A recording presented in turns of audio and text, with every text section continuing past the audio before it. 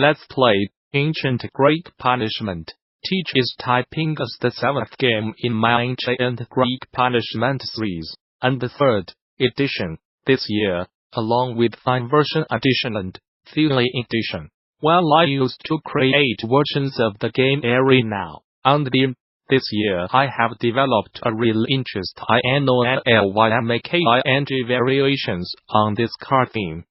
A while. As with past projects like PONGS and SNAKISMS, I find a great deal of value in these sorts of exercises in style.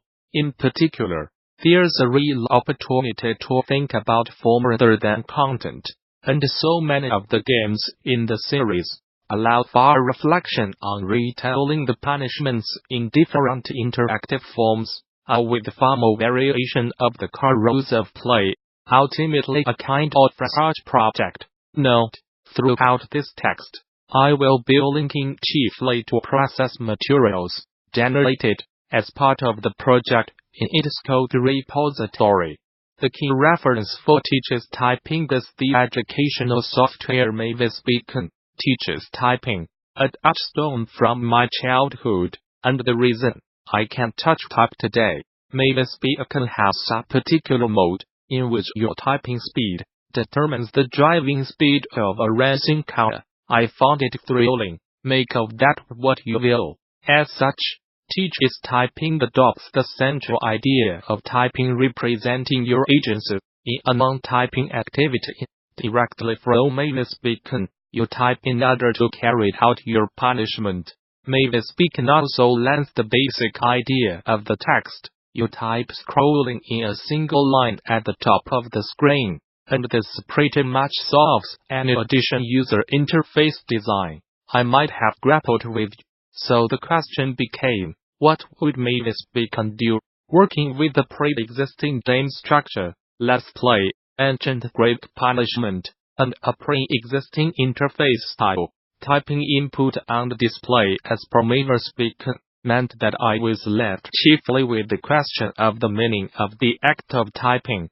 I have worked on previous typing games, in which the typing represented the actions being carried out.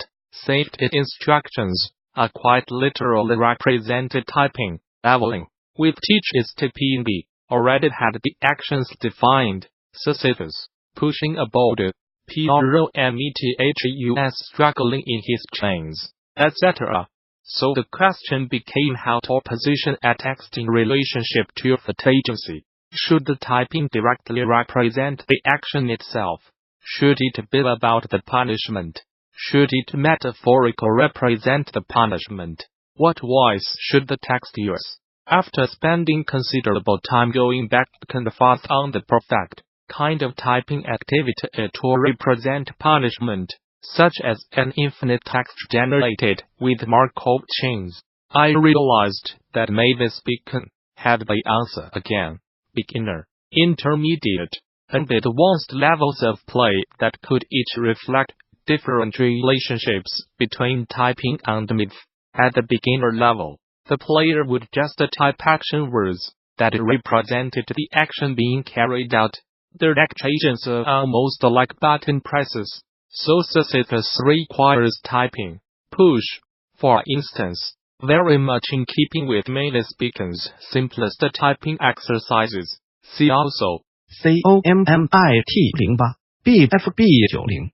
Note, this worked well for very focused single-action punishments, but was somewhat complicated by the diversity of actions in Danaids. The intermediate level involves a focus on writing as a punishment in itself, by taking on the form of writing lines, as per Bart Simpson in the opening sequence of The Simpsons. In fact, this idea came from the students in my introductory programming course at Concordia University. Thanks everyone. The player writes an endless sequence of "I will not" sentences, each of which refers back to the transgressions that led to the particular mythological character's torment in Hades. Prometheus writes, "I will not steal fire," and "I will not help humanity." For example, this doubles back nicely to the educational mode of the game, by giving the player some level of knowledge about these myths. The Danaids version even teaches you the names of all 49 murdered husbands of the Danaids. The advanced version of the game presented that opportunity to be a bit more associative. The advanced texts needed to be the most complex to type, and I ended up selecting text from Wikipedia. Here, though, the connection between text and punishment is more indirect. Each text is an entry about the punished character's object of desire, object of opposition. Sisyphus involves typing the entry for heal, while the Danaids must write about bathing on Zeno, must write about geometric series. The resulting game allows for a very different relationship to the myths from previous editions in the series. Prior to this, the myths have formed a funny, but ultimately highly cartoonish foundation for hopeless interactions. With Teaches Typing, however, the textual focus allows a much higher resolution examination of the punishments, their basis in myth, and their underlying meaning, as I sought to explore with Eveline. Typing is also very much about trading, and reading presents the opportunity to examine the ideas underlying both the myths and the player actions associated with them. And that's ultimately the huge value of pursuing these kinds of exercises in style.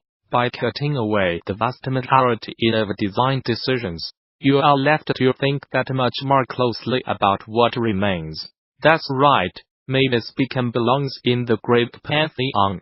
After launching with a few bumps last year, Sea of Thieves is experiencing a resurgence of players, thanks to notable streamers showcasing the game on Twitch, while updates and the most recent DLC, Shrouded Spoils, are no doubt the driving force behind the recent surge of interest in the game. Twitch streamers have also contributed to the extra attention.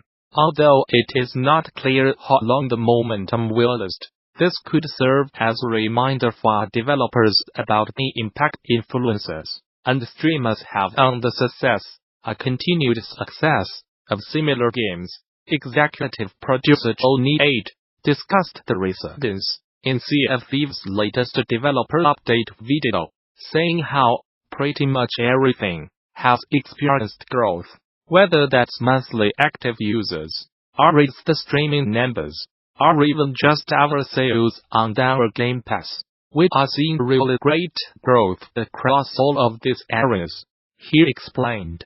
With notable streamers having played the game on Twitch, Sea of Thieves has consistently hit the top 3 titles, streaming next to popular titles like League of Legends and Fortnite. This is a huge improvement, as Kotaku points out that the game previously spent most of 2018 with less than 10,000 viewers. Each of Sega's Yakuza games contains modded use. For example, Yakuza 0, the series prequel released outside of Japan early last year, sets itself as a playable crime serial setting, ATS Japan. But it can also be a cabaret management game, a blind date sim, a 3D beat 'em up, an emulator of old Sega arcade classics, a rhythm game, a light-hearted RPG about solving strangers' problems, a real estate management game, and a surprisingly good place to learn the basics of tabletop games, like shogi and mahjong. From a developer's perspective, the scope of such a project seems daunting. From a player's perspective, it can be overwhelming. My partner and I recently completed Yakuza 0, and saw that our 87 hours of combined play merited a completion score of roughly 33%.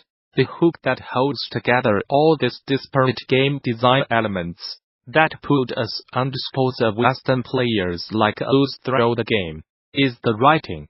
For all its focus on cold-hearted criminals and petty evil, Yakuza 0 is a remarkably funny game. It affords players the freedom to quickly jump from incredibly serious, macabre scenes a criminalist tortured in a warehouse, to teach a shy punk band, to act like cool rude dudes in public.